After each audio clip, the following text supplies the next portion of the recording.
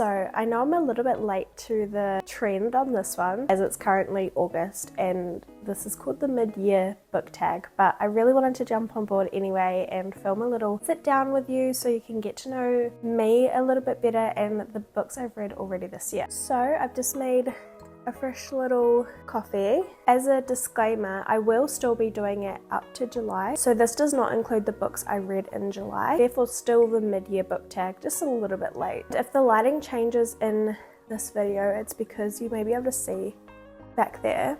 This video is brought to you live from my kitchen. It's a very gloomy day today. I'd also just like to say I totally stole all of these questions from Sarah Caroli because Queen.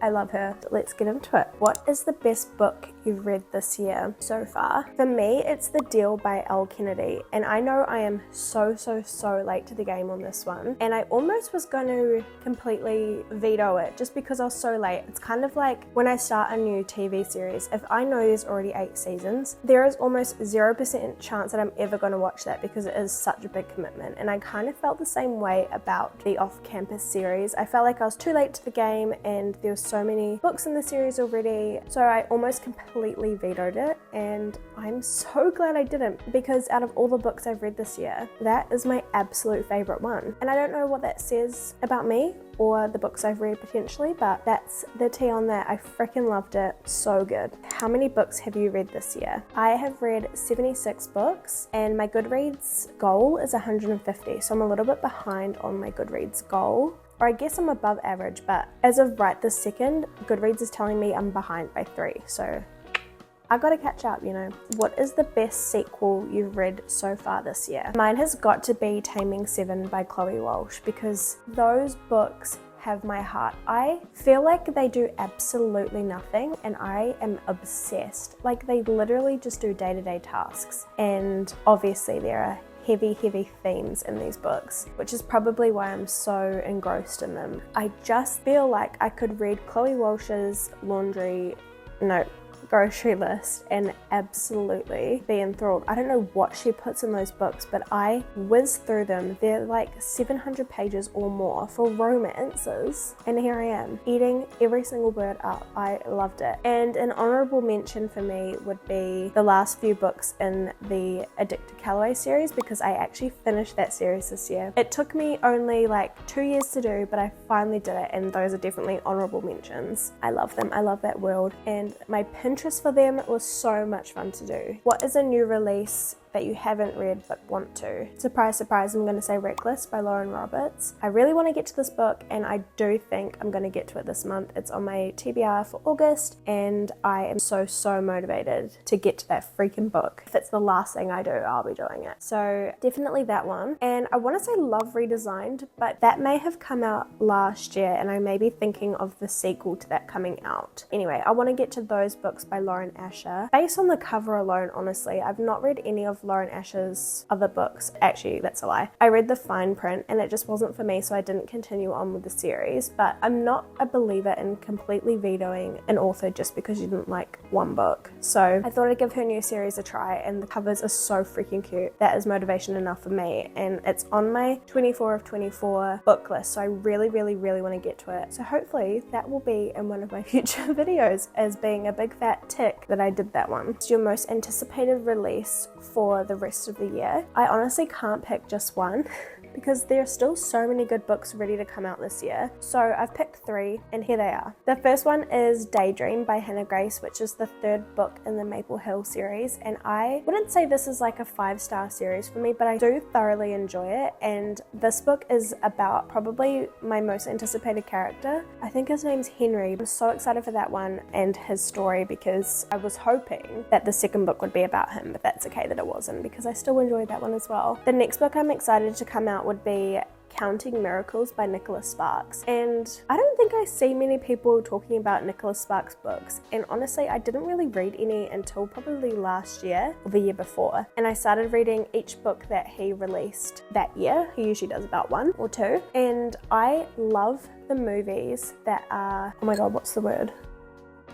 I love the movies that are adaptations from his books, like The Longest Ride, The Last Song, The Notebook. Like all cult classics, in my opinion. Those are my go-tos for watching when it's raining and I just want to have like a comfort film. So I thought, why don't I try one of his books? And I didn't want to read those ones because I've watched the movie a million times and I just didn't think that I wanted to ruin the movie experience for myself. So I started up with his new books that were coming out and I love them. I have absolutely no idea what this book is about. I'm really excited. The book he released last year literally like broke my heart, repaired it, put me back together, broke me again, and I just love being ruined by a book. The third honorable mention or choice I'm going to be putting in here because I can't pick just one is Plucking Sweet by Emily Rath. And this is the third book, I think, in the Jacksonville Rays series, which is hockey romance, but it's Why Choose romance. And I am obsessed with them. The characters in these books are so deep, so fun, so different from each other, but blend and create found families together. And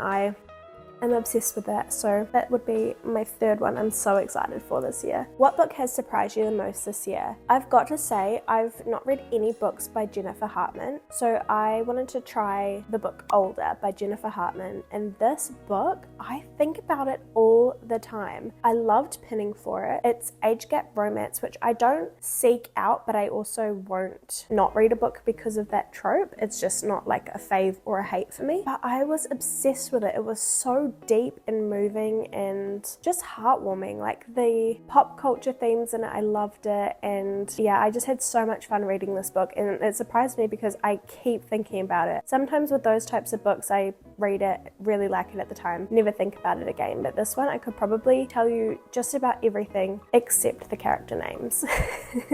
Your favorite author that's new to you or had a debut novel so new to everyone? And mine has got to be Kristen Hanna. I read The Nightingale by Kristen Hanna and it's made me want to read every single book she's ever written. I think she writes beautifully and I was so excited to find a new fave author, and I just need some time to get to the other books that she's written because I'm so excited to keep diving into the world she's written because it was just stunning.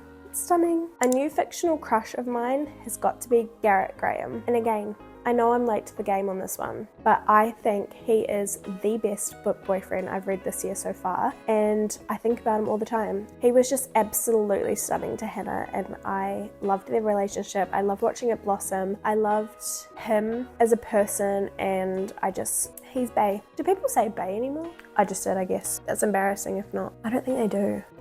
A book that made me cry, 100% The Nightingale. Sobbed, in fact. I think I just saw Destiny Sidwell's video, or maybe it was her Instagram. Anyway, where she said that she had to go outside and ground herself after reading that. And girl, same. That destroyed me. It absolutely destroyed me. I loved it so much. I just really love when a book destroys my soul. And that one did, but in a good way. But in a bad way, but a good way. So that's the one that made me cry. Well, actually a few have, but that's the one that has locked in my brain as being a sobbing mess, really. A book that made me happy, I have to pick Just for the Summer by Abby Jimenez because I love Abby Jimenez. I discovered her last year and I read every single book that she wrote, and then she dropped 2 more, I think, and I just was obsessed and had the best time reading her backlog. But Just for the Summer was such a fun book set in summer with obviously deeper themes, and the guy in that book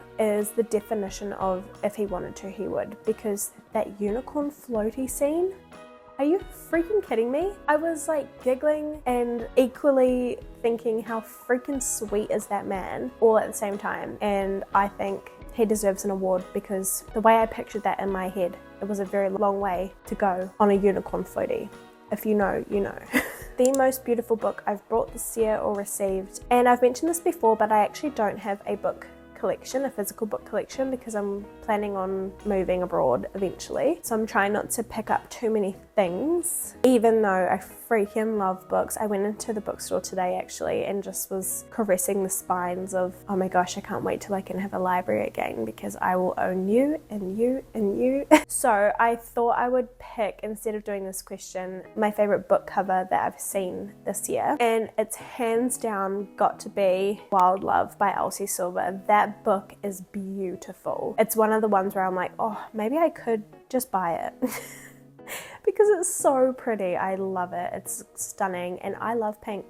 If you can't tell, I love pink, so that is just absolute chef's kiss to me. So stunning. What books do you need to read this year? And of course I have a few. I don't know about you, but I am always in the middle of a million series, and one of them I've been holding on to for a while is the Bridge Kingdom series. So I have the last book in that series to read that's out at the moment because there's another book coming, and I do not want to get behind and be in my 8 seasons TV episodes dilemma where I think I've gone too far and I'm not going to be able to catch up. So I really need to read that this year, potentially even this month if I get to it, because I really want to read the next book when it comes out, so no pressure. Another book would be Legendborn. I have heard so many things. My sister, of course, has been begging me to read this. She said the other day, actually, when she was on her little rant to convince me to read it, that it is her next best series after Akatar and Tog. And if you've read those, or if you know me, those are my favorite books ever. So that is high praise, high expectations. So I really want to get to it, because if it is, then I'm missing out, and I don't want to be missing out. How many books have I rated 5 stars? So I've read 76 books, and out of the 76, I've rated 7 5 stars. Do they all stand?